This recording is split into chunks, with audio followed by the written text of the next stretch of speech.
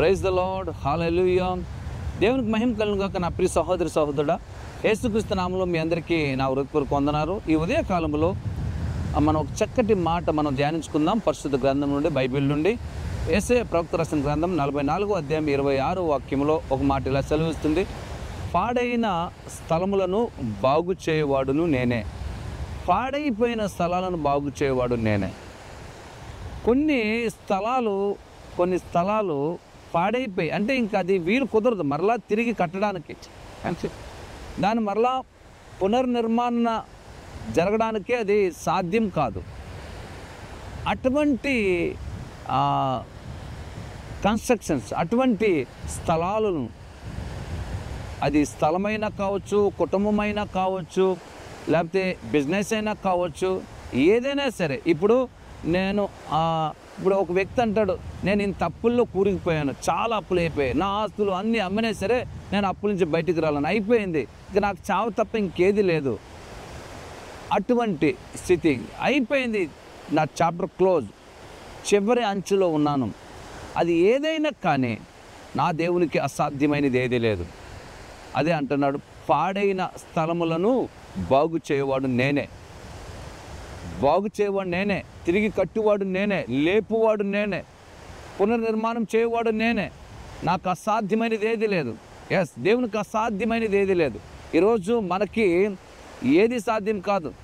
ఎంతవరకు చేస్తాం అంతవరకు చేస్తాం, తర్వాత మన చేత కాకపోతే వదిలేసుకుంటాం. అయితే నా దేవుడు విడిచిపెట్టాడు. నా దేవుడు ఆయన పూనుకుంటే మధ్యలో విడిచిపెట్టే దేవుడు కాదు, దానిని తిరిగి బాగు చేసే దేవుడు. మరణం నుండి కూడా బాగు చేసే దేవుడు. డాక్టర్లు అందరూ విడిచిపెడతారు, కుదరదు, మేము బాగు చేయలేమని. అయితే నా దేవుడు అలా కాదు, ఆయన సంపూర్ణంగా స్వస్థత కలిగజేసే దేవుడు. ఈరోజు ఎంతటి కార్యమైనా, ఎటువంటిదైనా, ఎటువంటి పాడైపోయిందైనా సరే నా దేవుడు తిరిగి బాగు చేస్తాడు. అందుచేత ఈరోజు అట్టి దుస్థితిలో మీరున్నారా? నా దేవాది దేవుడు నిన్ను చూసి మాట్లాడుతున్నాడు, పాడైన స్థలాల్ని నేనే బాగు చేస్తానని. ఎస్, ఆయనకు సమర్పించినప్పుడు, ఆయన చేతిలో మీరు పెట్టినప్పుడు, నీ భారం ఆయన మీద మోపినప్పుడు ఆయన నీకు విశ్రాంతి కలుగజేస్తాడు. తిరిగి మరలా నిన్ను కడతాడు, బాగు చేస్తాడు, లేవనెత్తుతాడు, అభివృద్ధిపరుస్తాడు, ఆశీర్వదిస్తాడు. ఆమేన్. ఈ వాక్యం ద్వారా ప్రభు నిన్ను, నీ కుటుంబాన్ని దీవించునుగాక. ప్రార్థన. పరిశుద్ధ గల మా తండ్రి యేసయ్యా, మీకు వందనాలు, స్తోత్రాలు. గొప్ప దేవుడువు, సర్వశక్తివంతుడు నాయన. ఇదిగో తండ్రి, పాడైన స్థలములను బాగు చేయవాడు నేనే అని మీరు అన్నారు ప్రభువా.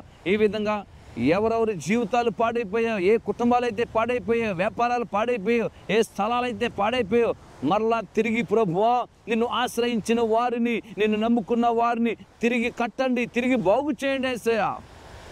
దీవించండి, ఆశీర్వదించండి. రోజంతా మీరే వారు తోడుగా ఉండండి.